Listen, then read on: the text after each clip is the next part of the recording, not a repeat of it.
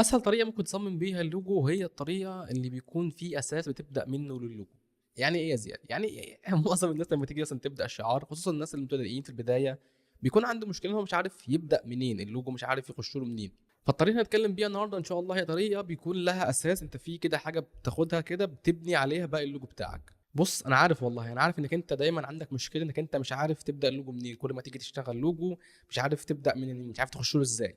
واحدة من أسهل الطرق اللي أنت ممكن تستخدمها عشان تصمم بيها شعار هي الطريقة اللي بيكون في أساس أنت تبدأ منه اللوجو، في حاجة أنت كده موجودة فتاخدها تبني عليها بقى يجي اللوجو أو تبدأ تصمم اللوجو بتاعك، وده اللي هنتعلمه النهارده إن شاء الله مع بعضينا.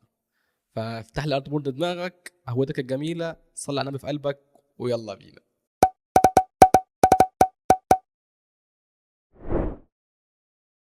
السلام عليكم ورحمة الله وبركاته، ازيك يا انسان يا فنان؟ عامل ايه؟ لعلك بخير ان شاء الله. دايما بتواجه اي حد في مجال البراندنج اللي لسه بيخش او لسه ما عندوش اي خبرة، ان هو لما بيجي يجي له بريف مثلا من عميل او يجي له حد عايز لوجو. بالمناسبة الفيديو اللي فات كان فيديو مهم جدا جدا، اتكلمنا فيه عن المراحل اللي انت ازاي اول ما عميل يكلمك ازاي بتبعت له البريف، الكويستشنير، ايه الحاجات اللي بتبدأ قبل التصميم. فمهم جدا تشوف الفيديو، هتلاقي الرابط بتاعه في الديسكربشن تحت. ولو انت مش مشترك في القناه يا ريت تنورنا وتشترك في القناه وتعمل لايك للفيديو وتفعل زر الجرس. النهارده ان شاء الله هنشتغل لوجو لشركه تسويق، شركه تسويق اسمها لين. ولين بالعربي اللي هو النخله، ده نوع من يعني اسم من اسماء النخل اللي هو كلمه لين، واللي هو مثلا بيدي اللي هو الانطباع بتاع السهوله اللي هو لين. الشركه كلمتني عن طريق بيهانس. فاحنا هنشوف دلوقتي البروسيس تمت ازاي، المراحل اللي اشتغلتها مع العميل. طبعا بعد ما اتكلمنا في الكويستشنير والكوتيشن وخدت الديبوزيت، بدات اعمل المود بورد، وهنشوف دلوقتي المود بورد هو عباره عن ايه، بيفيدني ازاي، وازاي بيسهل عليا الطريقه. فصلى على النبي كده في قلبك ويلا بينا. طيب يا شباب، احنا زي ما قلت لكم دي عباره عن شركه تسويق. انا كنت بعد ما اتكلمنا في الكويستشنير وكل التفاصيل دي كلها، فبعت لهم مود بورد. المود بورد زي ما انتم شايفين بيكون عباره عن حاجه زي كده، هو عباره عن مجموعه شعارات بتكون بتعبر عن بطريقه ما عن الحاجه اللي الكلاينت عايزها، او الحاجه اللي انت من خلال البريف بدات تستنبط ان ممكن الدايركشن ده يمشي مع الشركه. هو اصلا المشروع ده ما كانش براندنج من في الصفر، كان عباره عن ريبراندنج. اللوجو بتاعهم كان في نخله، اللي هو كان اقرب للشخص للتكوين ده، ولكن بشكل قديم شويه، اللي هو كلمه لين، وفي نخله بالطريقه دي. فعملت لهم بما ان الشركه اسمها لين والموضوع فيه نخله، واخواتنا في السعوديه بيحبوا النخله اللي هي بتعبر عن ثقافتهم وعن تراثهم. فعملت اول سلايد عباره عن مجموعه او اشكال مختلفه للنخل، في منها اللي هو عباره بس عن ايكون زي كده، وفي اللي عباره عنها عن كومبينيشن اللي هو اللوجو الايكون والكلمه، وفي اللي هو ميرج ما بين الاثنين. دي كانت اول سلايد. طبعا الحاجات دي انا جبتها منين يا زوز؟ الحاجات دي بتخش على بنترست يا معلم، وتكتب بالم لوجو، او مثلا على جوجل او ايا كان البلاتفورم مش هتفرق. وبتفتح يا صديقي الانسان الفنان، بتفتح ارت بورد على الالستريتور 1920 في 1080، وبتبدا ترص اللوجوز بتاعتك. وفي الاول مثلا ممكن يكون في حاجه زي كده لذيذه خالص، اللي هو ايه، بس اسم الشركه وتحتيها مود بورد وحاجه في اللذيذ خالص. بعد كده بيبقى في مثلا زي تاني كده حاجات تانية باشكال مختلفه. يعني مثلا هنا كان في نخل، هنا كان في اشكال جيومتريك، هنا كان في حاجات فاني شويه فريندلي، هنا كان في جزء يعني في سيركلز وحاجات زي كده، هنا في الايدنتي بشكل كامل، هنا اللوجو والابلكيشن بتاعته، هنا الكولرز. هنا كانت عجبهم جدا الكولرز دي، وده كان شيء كويس ان احنا ممكن نشتغل بالكولرز دي بعدين. ده كان اول تاني سلايد. تالت سلايد كان برضو عباره عن، انا كنت شايف ان احنا ممكن، وانا بصراحه بفضل ان الشركات اللي هي بتكون بتقدم مالتي سيرفيسز مثلا زي الماركتينج او ايا كانت في كذا سيرفيس كده معينه، فانا بفضل ان هو يكون يستخدم عباره عن تايبوجرافي، والتايبوجرافي يكون طالع منه زي ايدنتيتي نقدر نستخدمها في التسويق بتاعنا، سوشيال ميديا، ستيشنري، ايا كان بقى. هنا بقى من المود بورد ده كان عاجبهم الشكل اللي هو بتاع ليستا. ده كان عاجبهم التكوين اللي هو كله مونو لاين واحد، وكان عاجبهم اللي هو التكوين ده. فانا عملت اتنين اوبشن، خلينا نشوفهم مع بعضينا. ده كان الاوبشن الاول، وبصراحه الاوبشن ده انا ما عرضتوش عليهم، لان هم بعدين اكتشفت ان هم مش عايزين ان هو يكون في نخله منفرده. يعني هم لو حابين يكون في نخله في الموضوع فتكون بالطريقه دي. فده اوبشن ما طلعش للنور، ما عرضتوش عليهم. يعني بصراحه الاوبشن ده عاجبني جدا، وكمان الاوبشن ده انا عدلت فيه كمان بعدين.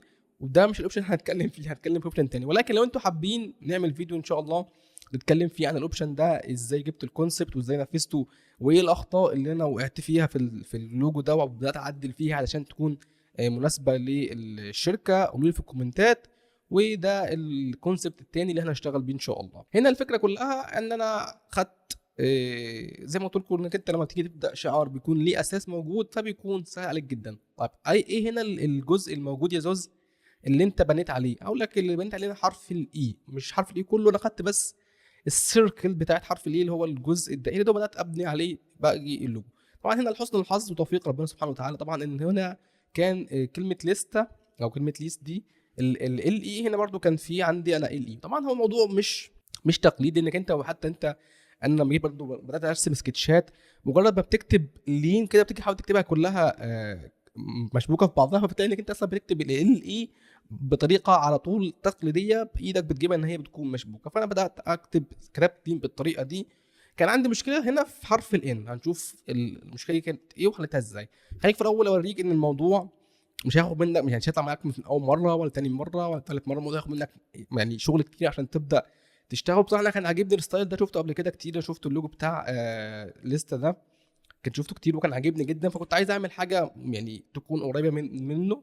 فكويس انه كان في بروجكت بالطريقه دي. ده بصوا كده السكتشات دي الطريقه اللي ايه طلع منها اللوجو، عباره عن بجيب تيبوجرافي مثلا جاهز مثلا زي كده، وابتدي مثلا اشوف حروف ممكن اشبك ازاي، التكوينات، الاشكال. فاول اوبشن طلع معايا كان الاوبشن ده. طبعا الاوبشن ده كان في الضياع خالص. بعد كده الاوبشن كان ده الاوبشن ده. وهنا كان عندي مشكله ان حرف الان سواء في ده او في ده، يعني هنا حرف الان مش جاي وان لاين، تحس ان هو جاي معزول. برضو هنا بدات اظبط تاني، هنا بدات اظبط برضو، هنا بعد الموضوع يبقى في هنا ايه وان لاين، هنا في وان لاين، بدات برضو اعدل لحد ما وصلت للشكل ده. خلينا كده نشوف انا عملت الشكل ده ازاي. نفتح ارت بورد جديد. طبعا انا بشتغل 1920 في 1080، انت اشتغل مثلا ريحك، انا بالنسبه لي بتفرق في اي حاجه. واجي اعمل كرييت. خلينا مثلا اول نجيب اللوجو بتاعنا عشان يبقى قدام عينينا واحنا شغالين. ممكن نحطه كده ونخليه اسود، وكنترول 2 علشان اقفله عشان يبقى انا شغال ما يقرفنيش في الشغل. ممكن انا مؤخرا بقيت بعمل حاجه حلوه وانا شغال، بدوس كنترول اتش، كنترول الت اتش، ده بيقلب لي الارت بورد كله عباره عن ابيض، فبيديني مساحه ان انا اتحرك بقى جوه الارت بورد وما بقاش متضايق وتبقى الدنيا مفتوحه قدامي. فاول حاجه انا جيت هنا كتبت اسم الشركه لين. تمام. طبعا انا كنت عايز اكتبها تكون ال بس هي اللي كابيتال. والخط اللي انا بدات اشتغل بيه او استخدمه كان خط اسمه بالم بالمر تقريبا، لحسن الحظ يعني كان قريب من اسم الشركه بالمير. ممكن اسيب لكم رابط ولا مش عارف طلعت اسيب لكم رابط الوصف، رابط البتاع ده في الديسكربشن ولا لا، عشان ده خط مدفوع فممكن يكون في مشكله في الكوبي رايتس. فانا بالنسبه لي جيت هنا، طب انا عايز اشوف الاشكال بتاعه الحرف الاي، الحرف الاي ده مش هو اللي انا عايز اشتغل عليه. فبتروح عند التايب وتجيب حاجه اسمها الجلايفز. الجلايفز عباره عن ايه يا زوز؟ الجلايفز عباره عن ان هي بتعرض لك اشكال الحروف الموجوده والاشكال بقى والكتل والحاجات دي كلها. فانا بالنسبه لي كنت مثلا عندي مثلا حاجه مثلا ده حرف السي. تمام. وعندي برضو هلاقي حرف الاي تحت في الغالب هو ده. فانا اشتغلت على حرف السي ده. تمام. فانا بالنسبه لي رحت واخد تعالى كده يا عم حرف السي كنترول سي وديليت دي كنترول في. تمام. تمام. فانا هاخد مثلا من ده دايما انا وشغال. اول حاجه بما ان انا اشتغلت كتير جدا، فدايما وانت شغال خصوصا في التعريب او الحاجات اللي بيبقى فيها بتعدل على خط، خلي عندك نسخه من الخط الاساسي موجوده على جنب بحيث انك انت تبدا تعدل فيها بعدين لو في مثلا حاجه وقعت فيها تقدر تظبط الدنيا معاك. فانا اول حاجه عملتها رحت دايس كنترول شيفت او عشان احوله خط، سوري احوله شيب، او كليك يمين كنترول زد تاني نرجعه حرف شكل. هو كده اسمه ايه ده؟ حلو جدا. هو كده خط، كليك يمين يقول له كرييت اوتلاين عشان اقدر احوله للشيب اقدر اعدل فيه. اول حاجه انا بالنسبه لي كان خلينا مثلا نجيب مثلا برش، نجيب مثلا بنسل. انا بالنسبه لي التكوين او السكتش اللي انا كنت راسمه كان عباره عن واخد الشكل ده.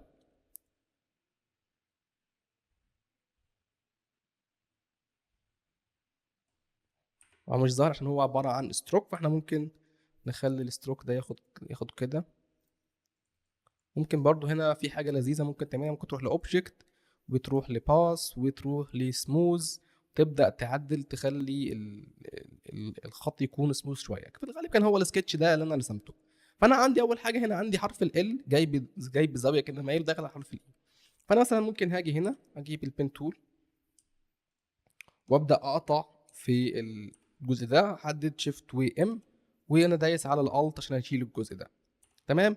بعد كده هجيب البين تول. في الاول بصراحه انا جربت، يعني حاولت ان انا اجيب البنسل تول وابتدي ارسم كده مثلا، ولكن الموضوع ما ظبطش معايا، خصوصا ان انا هنا عايز الموضوع يكون ما يكونش اللي هو هاند ريتن، او يكون لا يكون مرسوم شويه بشكل كويس، فما ظبطتش معايا. فقلت خلاص انا اجيب البين تول.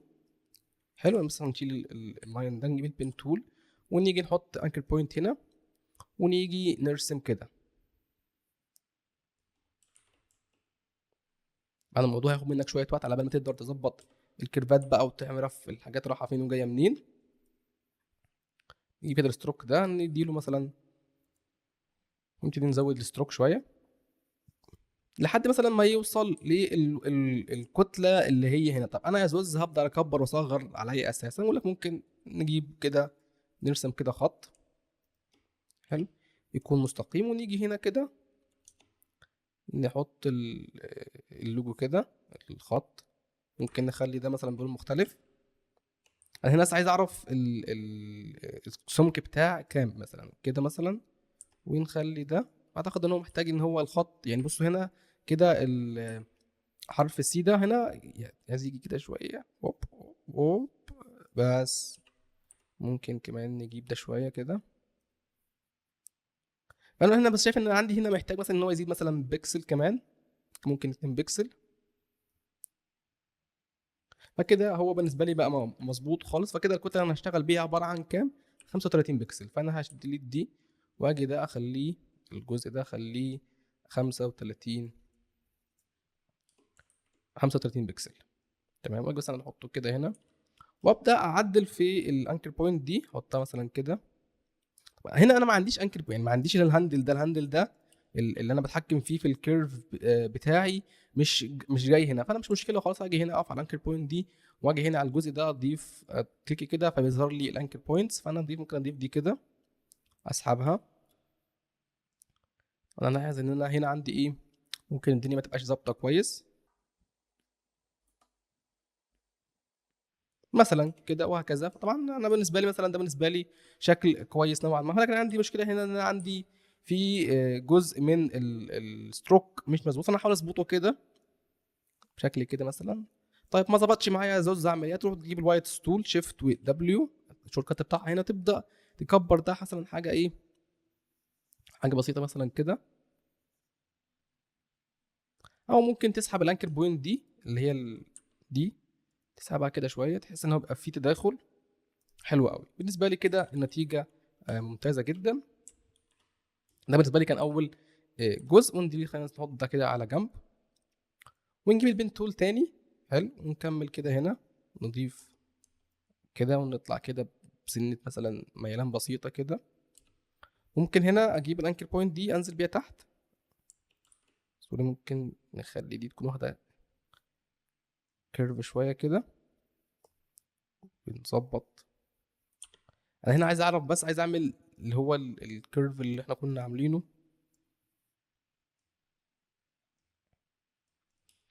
حلو، ما تقلقش من الحتت دي هتظبطها يعني. انا عايز بس اجي ده واروح اعمل زي اللي هو الكيرف اللي احنا كنا عاملينه هناك. فلسه ممكن نجيب ستروك كده خط نوزن عليه وليكن مثلا كده. حلو حلو. طيب بالنسبه لي ده مثلا هنا ده كان اول جزء. بعد كده رحت واخد الت ودراج من حرف السي ده ولقطه السي ده عشان اكمل برضو حرف الاي. برضو هجيب برضو البين تول وابدا اعمل برضو زي كده. ممكن برضو هنا قبل ما نجيب البين تول هنجيب الاستيكه اللي هي شيفت واي، نكبر شويه من حرف الدال، نمسح كده الجزء ده. حلو. وبعد كده نجيب البين تول برضو نرسم كده بحيث انا برضو اقدر اخد الشكل اللي هو الكيرف ده. حلو. ممكن بقى نظبط الحاجات دي كلها. وانا هنا حاسس ان الستروك محتاج يقل شويه. الستروك ده كان كام؟ كان 35. ممكن ننزل شويه. تمام. ممكن برضو هنا نيجي زي ما عملنا هناك هنا خدنا الوايت ستول علشان نكبر. ممكن برضو نجيب الوايت ستول شيفت ودبليو، هتلاقي الايكون بتاعتها عباره عن هنا، وتيجي هنا تصغر تظبط كده الكتله بتاعتك لحد ما تلاقيها نوعا ما بقت مظبوطه. برضو محتاجه تصغر شويه. حلو، ممكن برضو نسحبها لجوه شويه. ممتاز جدا. كده انا عندي ايه، يعتبر خلاص عندي حرف ال والدبل اي. عندي بقى المشكله الكبيره بالنسبه لي كانت في حرف الان، ان حرف الان انت بس زي ما قلت لك، انت مجرد حتى انا لما جيت هنا رسمت كروك كده خالص، سكتش، رسمت الاثنين اي جايين مع بعضيهم ملزوقين. بقى حرف الان، حرف الان لو جينا مثلا كتبناه كده لوحده، خدنا الت ودراج وكتبنا كده حرف ان، فهنلاقيه هو اصلا جاي في الخط بشكل مختلف، وانا عايز برضه استخدم نفس الخط علشان افضل محافظ على نفس الروح بتاعه اللوجو. فبدات اول حاجه طبعا اللي هو الشكل التقليدي، ان انا احط الحرف الان هنا، واجيب مثلا البين تول كده مثلا، ناخد برضو نفس الستروك ده. انا باخد الستروك ده ازاي؟ بدوس حرف الاي في الكيبورد بيجيب لي الاي دروبر، وباجي هنا اروح اعمل كده كليك، فبيظبط لي الدنيا كده مثلا. برضو نفس الفكره اللي احنا عملناها، مش عايز اضيع وقت في الجزئيه دي، ولكن خلينا نشوف السكتشات علشان بس نوفر وقت في الفيديو. انا جيت طبعا عملت الجزء ده، اول حاجه طلعت اللي هو الجزء اللي هو ده. بعد كده حاولت انعم الموضوع شويه، لان الموضوع هو كان جاي كله كيرف واحد. هنا بدانا نحس ان في حاجه مش مظبوطه، يعني تحس ان الجزء ده كتله وده كتله تانية خالص. هنا برضو الموضوع بدا يظبط شويه، ولكن مش برضو ما تحسش ان هو حرف ان، مش واضح ان هو حرف ان. فبدات اعدل فيه شويه. هنا برضو نفس الفكره، وهنا برضو بدات اعدل فيه. هنا بدات الدنيا تتنور شويه. طيب انا برضو زوز مش عارف برضو شكل الحروف عامل ازاي، فانا اقول لك برضو انا كان عندي مشكله انا وقعت فيها برضو، ان انا برضو مش عارف شكل حرف الان ده لما يجي يتربط باي حاجه بيكون عامل ازاي. فانا هاجي هنا اروح رايح على بنترست، طبعا الخيار الامثل بالنسبه لي، وكتبت تقريبا على ما اتذكر كتبت ان، او مش كتبت ان، كتبت تايبوجرافي لوجو. بدات اشوف اشكال لحرف الان مثلا، لوجو مثلا جايه كتابه مثلا، وبدات اشوف مثلا حرف الان بيتربط فيها ازاي. مثلا ممكن نبدا حاجات مثلا زي كده. طبعا انت في الغالب لما تيجي مثلا تعمل سيرش بتلاقي ان هتظهر لك الكلمه على طول، لازم تاخد شويه وقت في السيرش. مثلا احنا اول حاجه بدانا بيها كانت اللي هو استرو ده، ممكن نخش على استرو فنلاقي مثلا هنا مثلا في برضو استرو 2، يعني مثلا في حاجات بدات فيها خطوط، مش عايزين ده. مثلا ده مثلا واحد قريب برضو من اللي كنت رسمته في المود بورد. فبحاول اشوف مثلا اشكال مثلا يكون فيها داخل فيها حرف الان. طبعا بالنسبه لي حرف الان انت مثلا بالنسبه لك حسب ما يكون البراند، مثلا حاجه مثلا زي كده ميلك، فاخش مثلا اشوف لما تخش انت على حاجه مثلا زي ميلك، فبتلاقي بيظهر لك تلقائي حاجات مشابهه للجزء. بصوا هو برضه هنا جاي على حرف الان، بصوا حرف الان جاي نستا كده، بس هو جاي معكوس، انا كنت عايز العكس. فانت طبعا لما تيجي تدور هتلاقي حاجات مثلا هنا مثلا بص اهي جت هنا، لقيت ان اصلا حرف سبحان الله يعني ده انا ظهرت ليش لما كنت بشتغل على بروجكت بشكل حقيقي يعني دي ظهرت لي هنا. ماشي يا عم شكرا. فانا زيت هنا يعني سبحان الله والله. هنا اهو حرف الاي جاي في حرف الان. طيب هنا حرف الاي جاي في حرف الان ازاي؟ هو طلع وراح نازل على الكتله بتاعته. طب احنا نيجي نطبق الموضوع ده بتاعنا على اللوجو بتاعنا. ممكن ناخد دي كوبي والله الموضوع صراحه سبحان الله. ماشي، فلا مش هنا، نحط ده هنا، وين نديليت دي، وين ديليت برضو اللي هي الستروك ده.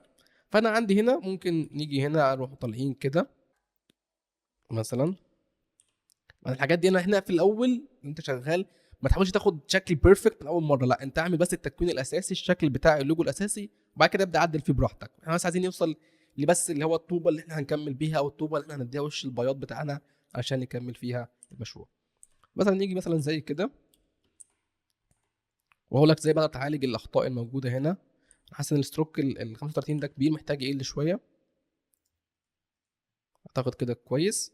ممكن بقى ايه نجيب برضو الدايركت سelection تول من حرف الاي في الكيبورد، نبتدي نظبط محتاج انه محسن يطلع شويه. طيب في حاجه برضو مهمه اقولها لكم دلوقتي عشان بس ما انساهاش. انا هنا بطلع وبنزل على انا هاجي مثلا هنا اكتب لين، واجي هنا بس اختار احط مثلا وليكن مثلا منصرات لينا بقى ليه بالنسبه لي خط مستطيل مثلا، او خط مثلا هلفاتيكا، لان خط هلفاتيكا غالبا هي الخطوط الموزونه اللي ما فيش فيها آه، يعني نوعيا ما مظبوط. فانا مثلا هاجي اجيب هنا ارسم، اجيب كده جايد، احط كده جايد، فانا هلاقي هنا بشكل سوري، او كده نعمل زوم، هلاقي ان عندي هنا مثلا ممكن كده، هلاقي ان عندي هنا جزء من حرف الاي والاي جاي تحت الخط. يعني بص انت هتلاقي عندك حرف الان وحرف ال الاثنين مظبوطين، حرف الان حرف سوري الاي نازل تحت شويه، ده اسمه سوري اسمه اوفر شوت. اوفر شوت بمعنى ايه؟ لما الشكل الدائري ده لما بيكون جاي على الخط بالظبط، تحس ان هو علشان التلامس بيكون عباره عن بكسل او اتنين، فتحس ان هو فوق شويه، فانت بتنزله تحت شويه علشان توزنه بصريا. برضه هنجيب مثلا هنا برضه، هنجيب كده جايد، نرسم برضه، فنيجي كده نزوم، مثلا نعمل انلوك للجايد، انلوك للجايد، ونجيب برضه هنا، هلاقي برضه هنا انا عندي حرف الكيرف بتاع حرف الان وحرف الاي برضه لسه ستيل الاثنين فيهم اوفر شوت. تمام، فانا بالنسبه لي هنا خلاص نفس الموضوع احاول اطبقه عندي، يكون في اللوجو بتاعي ان يكون عندي حرف الان ده يكون طالع فوق شويه. فمثلا انا عندي دي هنا ممكن انزل بيها تحت شويه، او خلينا نشتغل كده زي ما قلت لكم بشكل تقليدي لحد ما نشوف احنا هنطلع اللوجو ازاي. مثلا لما اجي هنا مش عايز ارسم اللي هو يكون خط طالع فيه مثلا كده مثلا، حلو، ده بالنسبه لي اللي هو الجزء اللي هو الطالع ده. تمام، وهنجيب برضو نجيب مثلا بين تول، نبتدي مثلا نرسم كيرف كده. طبعا انت هتقول لي ايه يا زوز الكيرف اللذيذ ده؟ اقول لك هتروح هنا عندك ادي واحد اتنين تلاته اربعه، عندك هنا اداه اسمها كيرفتشر، حلو، تكليك كده عليها وتيجي هنا يا معلم تروح عامل كده، ترسم لك هي كيرفات 10 على 10، وتروح طالع لما راجع تاني للسلكشن تول، تبتدي تظبط كيرفاتك. حلو، تيجي تلاقي عندك ان هنا الدنيا بدات ايه تظبط. نعمل كده برضو، او ممكن مثلا كليك على الجزئيه دي ونخليها كده، ونجيب الدايركت سلكشن تول ونبتدي نكرفتشر الدنيا. بس قبل ما نكرفتشر الدنيا انا هرجع تاني كده. انا بالنسبه لي هنا بنوعيا بشكل ما انا بدات اخد على الشكل، او بدات اوصل للشكل اللي هو ايه اللي احنا ممكن نعدل فيه. طبعا بالنسبه لنا هنا محتاجين ناخد كوبي من الشغل اللذيذ ده كله، نحط دي كده على جنب. دايما انا بشتغل بكوبي، انا ما باخدش حاجه كده واروح معدل فيها، لا انا الت ودراج احلى كوبي وابتدي اعدل فيها على نظيف. نجيب بقى ايه، نجيب بقى الاول حاجه نظبط الكتل بتاعتنا، الفراغات مين فين، تمام، ونرسم كده جايد بشكل بسيط. مثلا نحط على الاوفر شوت كده هنا، ونحط كده هنا على الاوفر شوت ده برضو،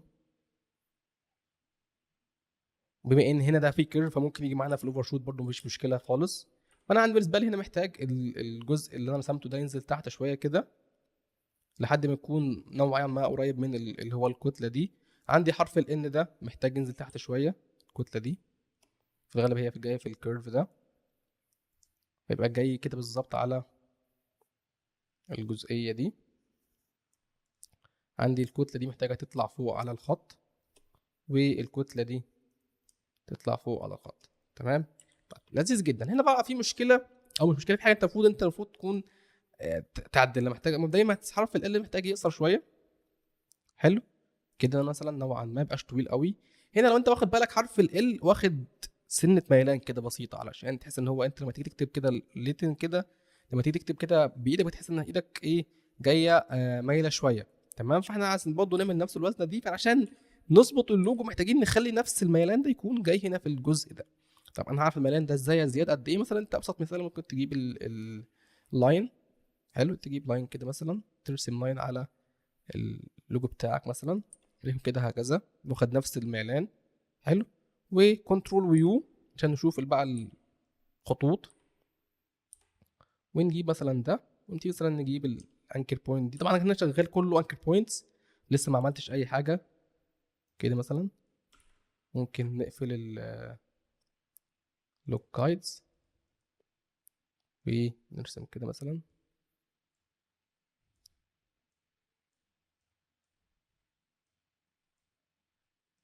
اللي هو ايه، انا بحاول برضو ارسم نفس الكيرف ده. يعني انت لو جيت هنا وعملنا كنترول هتحس ان برضو الموضوع هنا ايه، بص كده، هنا ظبط معاك شويه، ولكن لسه الجزء ده محتاجين برضو نخلي الجزء ده يكون فيه سنه الميلان اللي هي هنا. كنترول يو تاني، انا ممكن بس انزل بدي شويه واقول لكم ليه كده عشان افضل محافظ على دي، ونجيب نفس الجايد ده، نزوم كده، ونجيب الحرف اللذيذ ده نحطه كده وكده. في الغالب الخط ده محتاج يجي كده شويه برضو محتاج ينزل سيكا، حلو، وده يخش كده. كنترول يو، هو تحس ان الموضوع مايل، لكن هو مش مايل، بس هو عشان الجزء اللي هو اللي تحت ده من ديركس. ممكن عشان تفهم قصدي ممكن نجيب ريكتانجل، ريكتانجل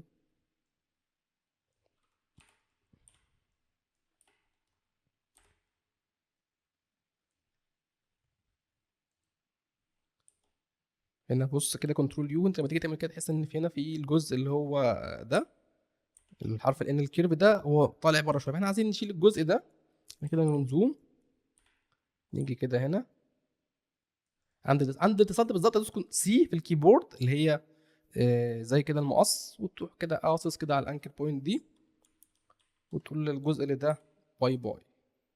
كنترول يو تاني، بص يا باشا اهو، نعمل هايد للجايدز.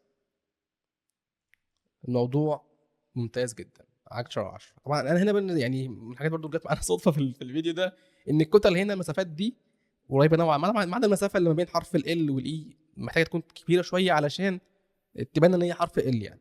طيب برضو هناخد من ده كوبي، تمام. ممكن برضو هنا تحت، مع زي ما انت شايف انا بشتغل كله ايه، كوبي كوبي، ما بشتغلش ان هو ايه خلاص فاينل حاجه واعدل فيها. عشان لو مثلا في حاجه غلطت مثلا، انا مثلا ما اقعد ارجع كنترول كنترول كنترول كنترول مش عارف، ممكن مثلا في حته ما الكنترول ما تظبطش معايا واقعد اعيد البتاع تاني من الاول. لا، انا هنا من الاول اللي هو ايه، كوبي وريح نفسي.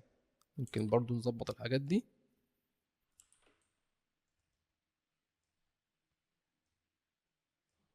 ممكن هنا نقلل الستروك ده شويه.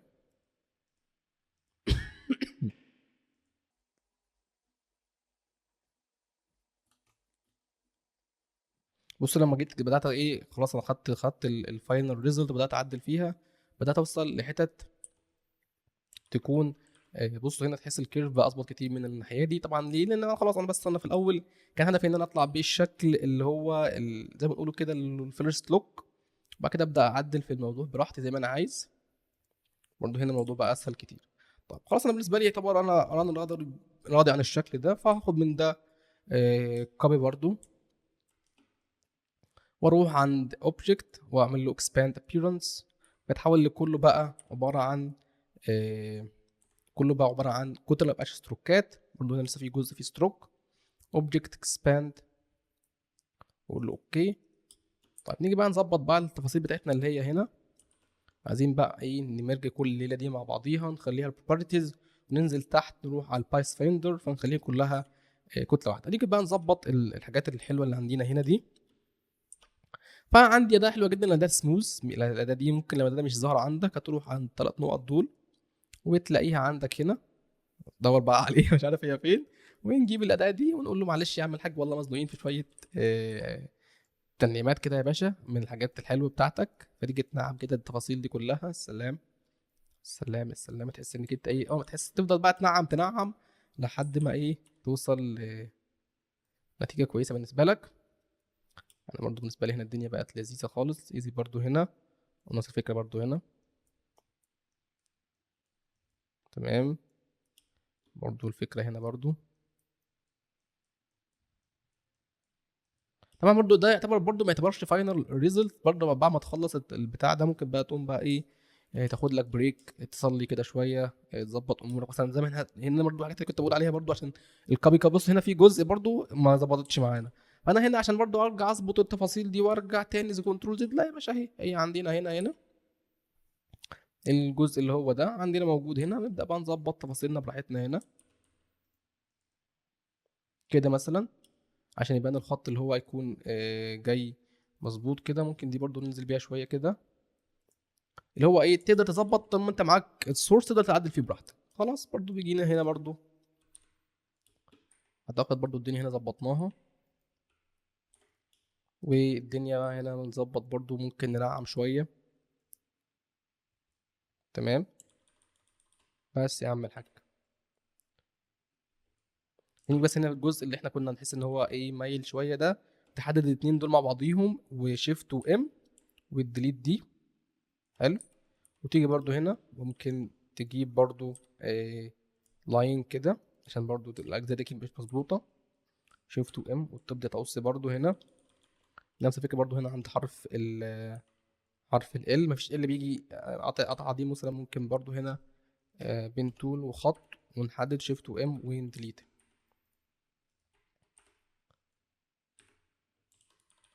بس يا عم الحاج، الموضوع بالنسبه لنا اهو بقى باللذيذ خالص. طبعا انت مثلا ممكن تحس ان ايه، ان الميلان بتاع حرف ال زاد شويه، محتاج يقل. فانت عشان تبدا بقى ترجع تعدل دي تاني، لو مش واخد كوبي كنت لسه برضه ترجع ترسم من الاول وتظبط. لا، عندنا كوبي من دي الاول، وعندنا كوبي من دي، وعندنا كوبي من دي.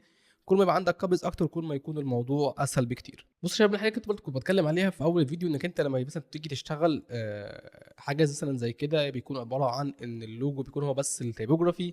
فانت محتاج يكون معاه حاجه تانية تقوي، او تبقى احنا بنسميها براند اليمنت. براند اليمنت دي مثلا ممكن تكون مثلا باترن، تكون ايكونز، تكون وات ايفر هي ايه، حاجه مثلا زي كده. انا مثلا من اللوجو نفسه اللي هو التواصل، او اللي هو المونو لاين، وده هتطلع بباترن كده لذيذ على السوشيال ميديا. مثلا ممكن نستخدمه كده هنا على البيزنس كاردز، على الايدنتي بتاعت الشركه، اللي هو ايه بيبقى يسمى احنا بنحاول نكريت حاجه من اللوجو نفسه، نستخدمها في الهويه البصريه. ولو انتوا حابين نعمل فيديو نتكلم فيه عن الهويه دي، قولوا في الكومنتات برضه. ودلوقتي صديقنا لسان الفنان، تقدر تعمل سيف الارت بورد بتاعك.